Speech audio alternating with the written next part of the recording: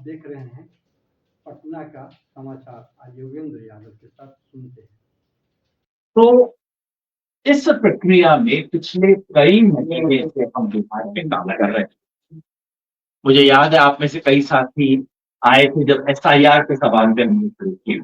तो आपको ध्यान होगा 24 तारीख को एसआईआर की दिल्ली में घोषणा हो गई और 26 तारीख को इसी कमरे में हमने प्रेस कॉन्फ्रेंस करके आगाह किया था कि बहुत खतरनाक चीज हो गई, इसके बहुत दूरगामी असर होंगे और इसका विरोध करने की जरूरत है। आपको ये भी याद होगा कि भारत जोड़ो अभियान की तरफ से हमने एक जन सुनवाई की। बिहार के 19 जिलों से लोग आए थे और उन्होंने अपनी दुख तकलीफ समस्याएं बयान की। सुप्रीम कोर्ट में भी हम, मेरे नाम से पिटीशन है लेकिन मैं तो भारत जोड़ो अभियान एसआईआर के सवाल पे भी सक्रिय रहा। हालांकि एसआईआर रोका नहीं जा सकता, लेकिन एसआईआर में जितना बड़े स्केल पर वोट काटने का षड्यंत्र था उसमें कुछ कटौती करने में हमने सफलता जरूर पाई और सुप्रीम कोर्ट के जरिए भी कुछ दबाव, कुछ इनके गले में एक फांस जरूर पड़ी कि हाँ कुछ सीमा नहीं।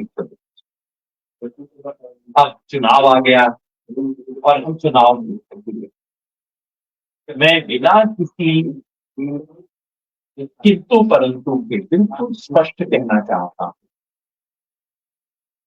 कि हम वो तमाम जन संगठन जिन्होंने बरसों बरसों तक या तो चुनावी राजनीति से दूरी रखी या उसका विरोध किया या ये कहा कि हम इस चुनाव में फला मुद्दे उठाएंगे, जनता तय कर ले किसको वोट। आज ऐसा नहीं।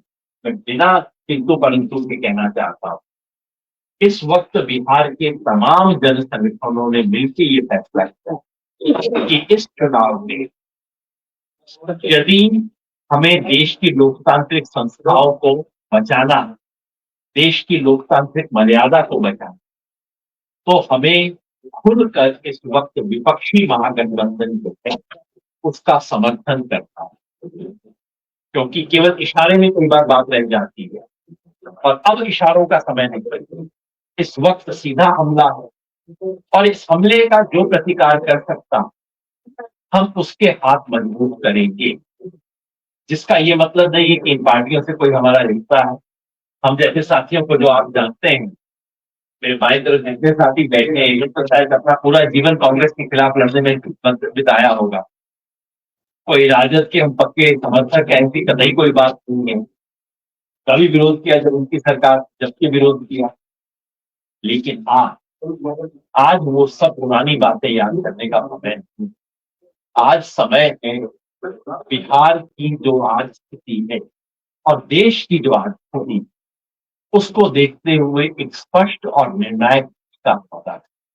और वो स्पष्ट भूमिका यही है कि हम बिहार की जनता से अपील करते हैं आपके माध्यम से और बिहार के तमाम जन आंदोलनों के जितने भी कार्यकर्ता हैं जिन तक हम शायद न पहुंच पाए, उन सब से हम अनुरोध करते हैं कि सब प्रश्न किंतु परंतु को बाजू में रखते हुए इस वक्त महागठबंधन, विपक्षी महागठबंधन को जिताएं ताकि बिहार को बदलाव मिले और इस देश को राहत की सांस मिले।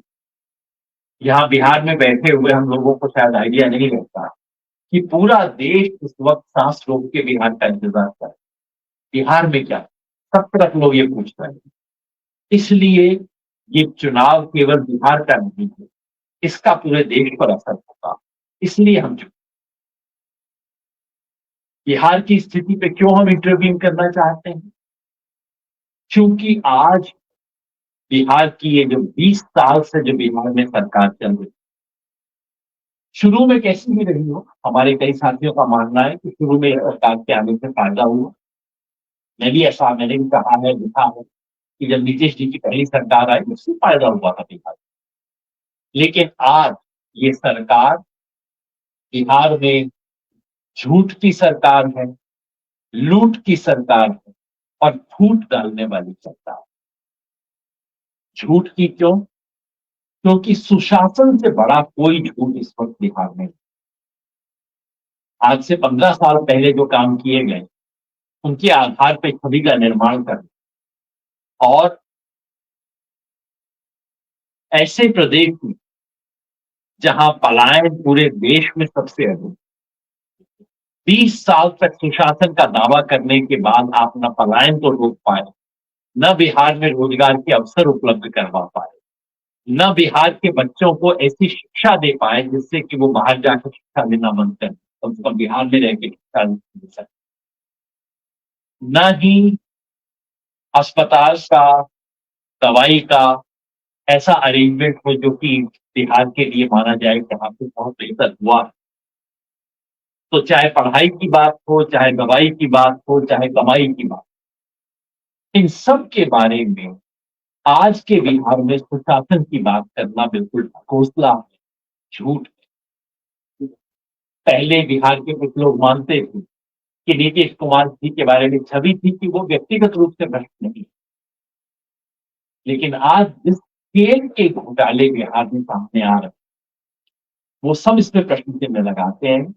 मुझे कहना चाहिए कि मेरे लिए व्यक्तिगत रूप से बहुत दुख और संकोच का विषय है, क्योंकि माननीय नीतीश कुमार जी मेरे एक मायने में गुरु भाई, उनके गुरु किशन पटनायक, मेरे गुरु भी किशन पटनायक। तो अपने गुरु भाई के बारे में ये बातें सार्वजनिक मंच पे कहते हुए कष्ट होता है, लेकिन अंततः सच ऊपर होना चाहिए। आपकी व्यक्तिगत जानकारी, मित्रता, लिहाज वो महत्वपूर्ण नहीं है, सच महत्वपूर्ण है। और सच ये है कि आज नीतीश कुमार बिहार में झूठ की, लूट की, झूठ की सरकार चला रहे हैं। सच ये है कि आज अडानी का रास्ता साफ करने के लिए उन्हें सिर्फ 10,050 एकड़ जमीन नहीं दी गई, साथ में बिहार सरकार ने अपने सारे नियमों को बदला है, सिर्फ अडानी को नहीं, उनके सोलर को वापस थर्मल फिर सोलर की सब करने में किया। और सच ये है कि आज नीतीश कुमार जी की सरकार आने वाली भाजपा आरएसएस सरकार के लिए मुखौटे का काम कर,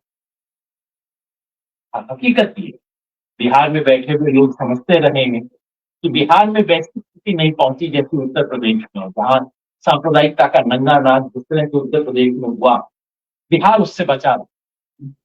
लेकिन मैं बिना लाग लपेट के फिर कहना चाहता हूं, अब वो बिहार से दूर नहीं, क्योंकि अब नीतीश कुमार जी केवल और केवल मुखौटे का काम कर रहा है और बिहार में अब सीधे सीधे बीजेपी आरएसएस की सरकार चलाने की तैयारी शुरू हो गई है।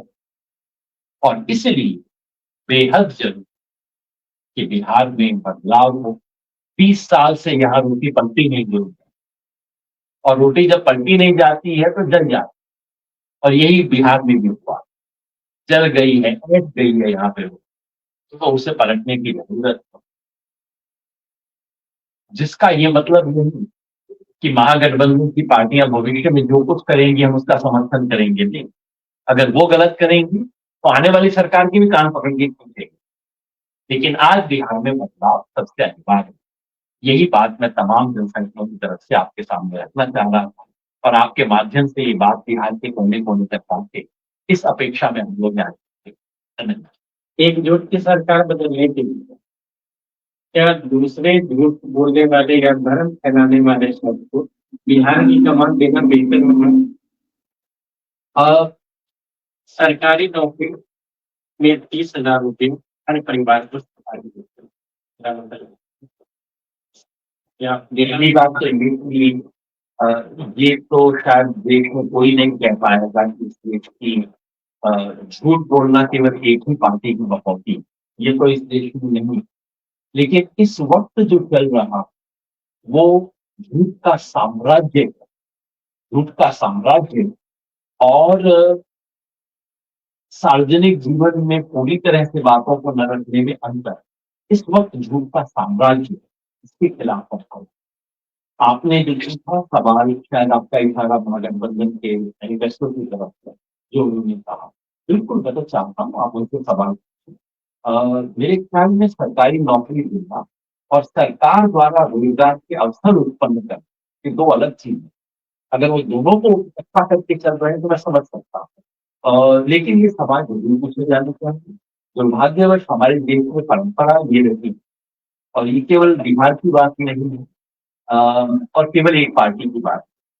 हमारे देश में परंपरा ही नहीं है कि पॉलिटिकल पार्टी से जो वो प्रॉमिस करते हैं उसके बारे में पूरा हिसाब किताब मांगा जाए चुनाव से पहले। दुनिया के तमाम देशों में परंपरा है। इनसे कहा जाता है अच्छा आप ये प्रॉमिस कर रहे हैं तो इसका बजट दिखाइए, रिसोर्सेज कहाँ से हैं सब कुछ दिखाइए। हमारे देश में नहीं है और इसका इस्तेमाल सभी पार्टियां करती है। तो मैं इतना नहीं कहूंगा कि अ, अपने घोषणाओं में अ, अति उदारता केवल एक ही पार्टी कर सकती है। हमारे प्रधानमंत्री दूसरे किस्म की घोषणाएं कर चुके हैं राज्यों में। उनसे पता नहीं क्यों सवाल नहीं पूछे जा रहे। जोगिंदर जी, आपने विपक्षी दलों को जिताने की बात कहा है और कहा कि यही आगे भाजपा को रोक पाएगा। मेरा सवाल आपसे ये है, कल सीपीआई का एक प्रेस कॉन्फ्रेंस चल रहा था। इस प्रेस कॉन्फ्रेंस बाकायदा उनका कहना था कि हम इस सीटों पर जहां पर कि आपको कांग्रेस भी लड़ रही है और आज पटना में जाने माने राजनीतिक समीक्षक श्री योगेंद्र यादव ने एक प्रेस वार्ता बुलाई थी। इसमें उन्होंने लोगों को महागठबंधन के प्रति जागरूक किया और केंद्र सरकार के विरुद्ध चुनाव से संबंधित जो मतदाता को छटनीग्रस्त करने की एक साजिश रची गई थी उस पर तार्किक बातचीत किए और उन्होंने बताया कि लोकतंत्र की हत्या, लोकतंत्र को मिटाने की एक साजिश की जा रही है और इस साजिश को नाकाम करने के लिए सबसे अधिक जरूरी है कि लोग गोलबंद होकर महागठबंधन की ओर अपना मतदान करें। आनंद अमन, पटना।